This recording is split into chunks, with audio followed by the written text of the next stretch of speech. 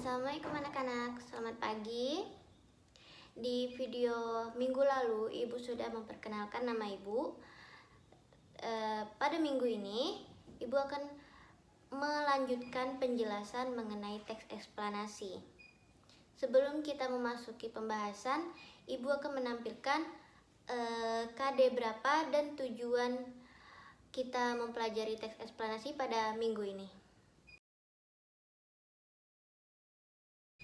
Sebelum Ibu menjelaskan materi pada minggu ini, Ibu akan mengulang kembali materi yang telah Ibu sampaikan pada minggu lalu, yaitu mengenai pengertian teks eksplanasi. Teks eksplanasi itu juga bisa disebut dengan teks yang menyatakan fenomena, yaitu berupa bencana alam seperti gempa bumi, banjir, dan lain sebagainya. Baik, kita masuk ke pembahasan pertama. Konjungsi kausalitas antara lain sebab, karena, oleh sebab itu, oleh karena itu, dan sehingga. Selanjutnya ada konjungsi kronologis antara lain, kemudian, lalu, setelah itu, dan pada akhirnya. Itu terbagi menjadi 3. Yang pertama itu pernyataan umum, rangkaian penjelasan, dan terakhir itu interpretasi. Pernyataan umum itu adalah gambaran awal apa yang terjadi pada fenomena tersebut. Yang rangkaian penjelasan itu penjelasan yang disampaikan dalam berita tersebut. Bagian interpretasi itu adalah bagian penutup. Biasanya itu ada di paragraf-paragraf terakhir. Baik, Ibu akan memberikan satu contoh, satu fenomena berupa penjelasan mengenai struktur yang ada pada teks tersebut.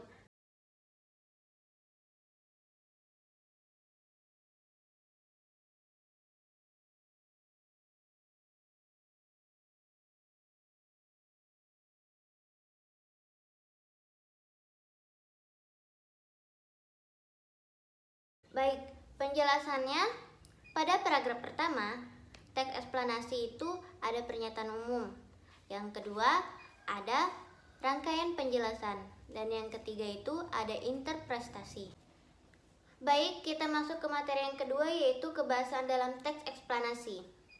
Secara umum, teks eksplanasi itu kebahasaannya sama dengan teks prosedur yang mengategorikan dalam keadaan faktual.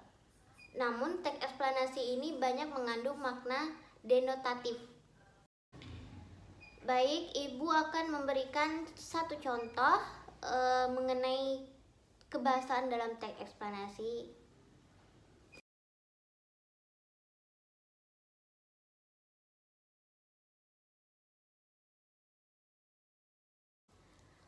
Di dalam teks banyak dijumpai kata peristilahan atau kata teknik yang dibahas dalam topik sesuai dengan pembahasannya.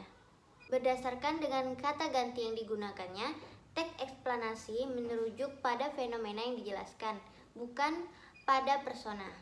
Baik, demikian materi pada minggu ini yang dapat Ibu sampaikan. Semoga bermanfaat ya anak-anak.